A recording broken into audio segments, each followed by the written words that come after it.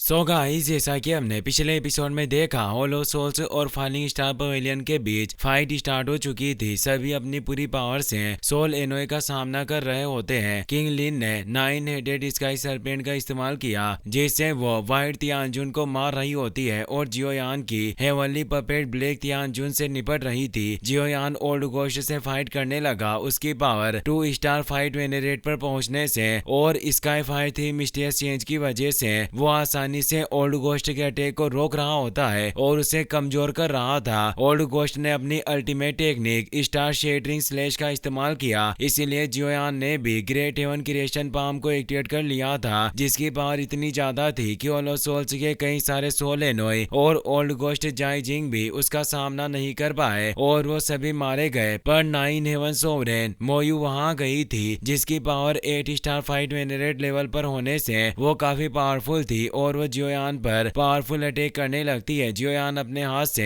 उसके अटैक को रोकने लगा, तभी याओ लाओ की पावर भी वहां एक्टिवेट होती है, जिससे कई सारे वोइड क्रे के साथ एक एनर्जी वेव फैलती है जो आसपास की सभी चीजों को काट देती है। मोयू भी इससे काफी दूर चली जाती है और वो वीकनेस फील कर रही थी। दरअसल याओ लाओ हाफ फाइट संत बन चुके हैं और हमें बताया जाता है कि सोली कॉन्टिनेंट में फाइट संत की पावर वाला व्यक्ति पीक पर खड़ा हो सकता है और वो अपने हाथ की एक लहर के साथ ही आकाश और धरती को 2 भागों में विभाजित करने की काबिलियत रखता है और अपना एक खुद की दुनिया बना सकता है। पर एक ट्रू फाइट संत बनने के लिए 9 रिवॉल्यूशन से गुजरना पड़ता है, जो कोई आसान काम नहीं होता, जिसमें इतना ज्यादा दर्द होता है जिसे आम आदमी कभी भी सहन नहीं कर सकता और एक पावरफुल बॉडी का निर्माण होता है। जैसे याओ लाओ को अपनी फिजिकल बॉडी के बनने के वक्त उन्हें काफी पेन सहना पड़ा, पर इस दर्द को सहन करने की वजह से ही उनकी पावर अब हाफ फाइट संत रियल्म में पहुंच गई थी, यानी वो ट्रू फाइट संत बनने से सिर्फ एक कदम दूर थे। और ये पावर इतनी ज्यादा थी कि इस कॉन्टिनेंट में सिर्फ कुछ पावरफुल लीडर ही इनका सामना कर सकते हैं। मोयू याओ लाओ को देखकर हैरान होती है, पर उसे पता नहीं चला कि याओ लाओ हाफ फाइट संत बन चुके हैं। उसे लग रहा था कि याओ लाओ फाइट वेनरेट लेवल के 9 स्टार पर पहुंच चुका है। याओ लाओ कहते हैं कि तुम मेरे शिष्य को पकड़ना चाहती हो, पर 9 तियानजुन मेरे होते हुए तुम इसे छू भी नहीं सकती। जियोयान अपने मास्टर को देखकर काफी खुश होता है। फेंग जियान भी खुश थे कि याओ लाओ की बॉडी फाइनली रिफाइन हो गई, पर ब्लैक तियानजुन और बाकी सभी परेशान हो चुके थे कि याओ लाओ ने अपनी फिजिकल बॉडी हासिल कर ली, जिससे अब उन्हें काफी परेशानियों का सामना करना पड़ेगा। सोल एनोय से लड़ते हुए फॉलिंग स्टार पवेलियन के डिसेबल खुश होते हैं कि हमारे पवेलियन लीडर आखिरकार बाहर आ गए, अब हम बच जाएंगे। याओ लाओ जियोयान से कहते हैं कि तुम जाओ और अपने साथियों की मदद करो, इस 9 तियानजुन को तो मैं संभाल लूंगा। जियोयान उनकी बात मानकर वहां से चला जाता है। जियोयान सोचता है कि मास्टर आखिरकार ठीक हो गए, इन्होंने मुझे बचाने के लिए जिस पाम स्ट्राइक का इस्तेमाल किया वो मूव काफी ज्यादा पावरफुल था। मुझे अभी पता नहीं कि आखिर मास्टर की पावर किस हद तक बढ़ चुकी है। 9 तियानजुन गुस्से में कहती है कि याओ लाओ भले ही तुमने अपनी फिजिकल बॉडी को रिफाइन कर लिया हो, पर अभी भी ज्यादा से ज्यादा तुम 9 स्टार फाइट संत वेनरेट पर ही पहुंचे हो और मेरा सोल पैलेस तुम जैसे को अच्छे से संभाल सकता है। अगर तुम्हारे पास वाकई क्षमता है तो मेरी इस अल्टीमेट टेक्निक से बचकर दिखाना।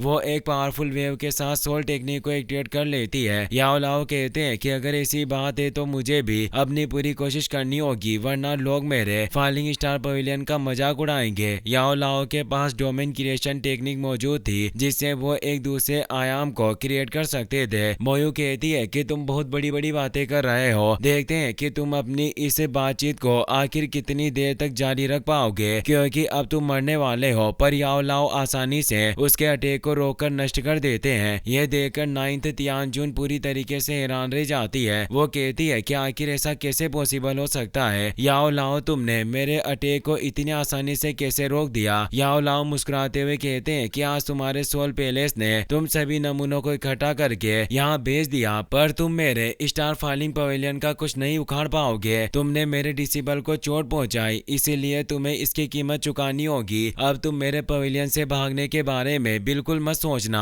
याओ लाओ देख रहे थे कि उसके सभी साथी और फॉलिंग स्टार पवेलियन के लोग उन सोल एनोय से लड़ रहे हैं, इसीलिए अब वो अपनी स्पेस पावर से सभी सोल एनोय और एल्डर को बर्फ में जमाने लगते हैं, जिससे वो बच नहीं पाते और याओ लाओ के सिर्फ हैंड मूवमेंट से ही वो सभी सोल एनोय नष्ट होने लगते हैं। जियोयान और बाकी सभी ये देखकर पूरी तरह से हैरान थे और उन्हें पता चलता है कि याओ याओ लाओ की पावर कितनी हद तक बढ़ चुकी है। ब्लैक तियानजुन वहां से भागने की कोशिश करता है, जिसके लिए उसने एक पोर्टल ओपन कर लिया, पर याओ लाओ उसे भी क्रिस्टल से फ्रीज करके खत्म कर देते हैं। अब सभी सोल एनोई और तियानजुन खत्म हो गए थे, सभी से खुश होते हैं। जियोयान सोचता है कि मास्टर की स्ट्रेंथ अब पीक पर पहुंच चुकी है, वास्तव में काफी पावरफुल है, जो ये 9 तियानजुन को भी आसानी से बीट कर सकते हैं। और यहाँ तक कि इनकी पावर वॉइड ड्रैगन क्लेन के एल्डर हे किंग से भी ज्यादा है। अब सिर्फ 9 तियानजुन मोयू ही जिंदा बची होती है। वो बोलती है कि याओ लाओ तुम्हें अपनी पावर पर काफी गर्व हो रहा है, लेकिन अब मैं देखना चाहती हूँ कि वाकई तुम्हारी पावर कितनी ज्यादा महान है और तुम कितने स्ट्रॉन्ग बन गए हो। अब वो अपने पास मौजूद 8वें तियानजुन के जेट को क्रश कर देती है, जिससे वहाँ एक पोर्टल ओपन हो जाता है, जिससे तेज एनर्जी निकलने लगती है। फॉलिंग स्टार पवेलियन के सभी लोगों को देखने में काफी ज्यादा प्रॉब्लम हो रही थी। 8वां तियानजुन बाहर आ जाता है, जो काफी पावरफुल लग रहा होता है। उसके ऑरा की वजह से सभी भयभीत हो रहे थे, क्योंकि उसकी power 9 star fight venerate level पर होती है और अब वहाँ 2 पावरफुल तियानजुन हो चुके थे। फेंग जियान भी काफी परेशान होते हैं कि अब आखिर क्या होगा। 8वां तियानजुन मोयू से कहता है कि 9th तियानजुन तुमने वास्तव में मेरे दिए हुए स्पेस जेट स्लीप का इस्तेमाल किया, क्या तुम इस फॉलिंग स्टार पवेलियन से इतनी डरी हुई थी। मोयू कहती है कि तुम अपनी बकवास बंद करो, नजरें उठाकर देखो, आखिर हमारा अपोनेंट कौन है। 8वां तियानजुन कहता है कि बच्चों की तरह क्यों डर रही हो, आखिर वो कौन ही होगा। लेकिन जब वो याओ लाओ को देखता है तो उसके भी होश उड़ जाते हैं। वो बोलता है कि तुमने फिजिकल बॉडी को फिर से रिकवर कर लिया। याओ लाओ से कहते हैं कि 8वें तियानजुन तुम भी यहाँ पर चले आए, अकेली 9th तियानजुन की पावर पर्याप्त नहीं थी, जो सोल्स ने तुम्हें भी यहाँ भेज दिया।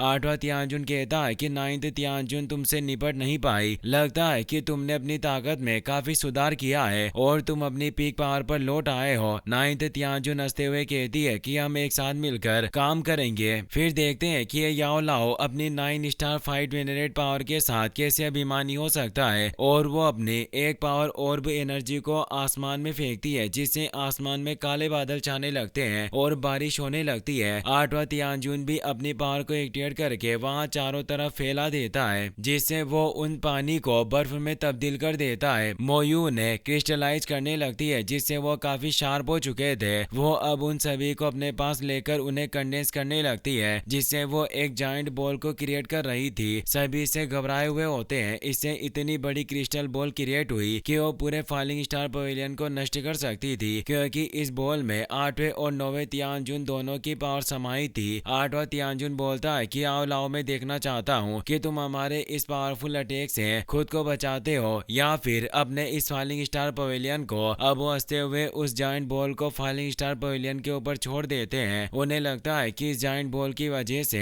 याओ लाओ के साथ साथ पूरा फॉलिंग स्टार पवेलियन भी नष्ट हो जाएगा। इस जायंट बॉल का प्रेशर इतना ज्यादा था कि फॉलिंग स्टार पवेलियन में भी क्रैक पड़ने लग गए थे। जायंट बॉल याओ लाओ की तरफ ही बढ़ रही थी। याओ लाओ अपने हाथ को आगे करते हैं और सिंगल हैंड मूव से ही उस जायंट बॉल को रोक देते हैं। सभी स्टूडेंट और जियोयान ये देखकर हैरान हो जाते हैं। मोयू को विश्वास नहीं होता। वो कहती है कि आखिर ये कैसे हो सकता है, हमारे इस कंबाइन अटैक को एक फाइट वेनरेट की पीक पावर वाला 9 स्टार फाइट वेनरेट भी इतनी आसानी से कभी भी रोक नहीं सकता। याओ लाओ बोलते हैं कि तुम लोगों ने मेरी पावर को कम आंका, क्योंकि अभी तक मैंने अपनी पूरी पावर तुम्हारे सामने शो नहीं की, लेकिन तुम दोनों अपनी पावर के साथ जिस तरह से व्यवहार कर रहे हो ये पर्याप्त से अधिक है। तुम हॉल ऑफ सोल्स के लोग दूसरे सेट को कुचलने के लिए किसी भी हद तक गिर सकते हो, और वो अपनी पावर से उस जायंट बॉल को नष्ट करने लगते हैं और बताते हैं कि तुम्हें लग रहा होगा कि मैं 9 स्टार फाइट वेनरेट लेवल पर हूँ, पर ऐसा नहीं है। मैं हाफ फाइट स्ट्रेंथ लेवल पर पहुंच गया हूँ। इस हाफ फाइट स्ट्रेंथ लेवल के बाद ही ट्रू फाइट स्ट्रेंथ लेवल आती है, पर ज्यादातर लोग उस लेवल पर पहुंच नहीं पाते, क्योंकि फाइट वेनरेट की पीक पर पहुंचने के बाद हाफ फाइट स्ट्रेंथ लेवल पर पहुंचना काफी मुश्किल था। जियोयान और फेंग जियान भी हैरान हो जाते हैं। उन्हें भी उम्मीद नहीं थी कि याओ लाओ हाफ फाइट स्ट्रेंथ लेवल पर पहुंच गए हैं। मोयू और 8वां तियानजुन भी हैरान थे। याओ लाओ की पावर से वो जायंट बॉल टूटकर बिखर गया और उनके टुकड़ों की वजह से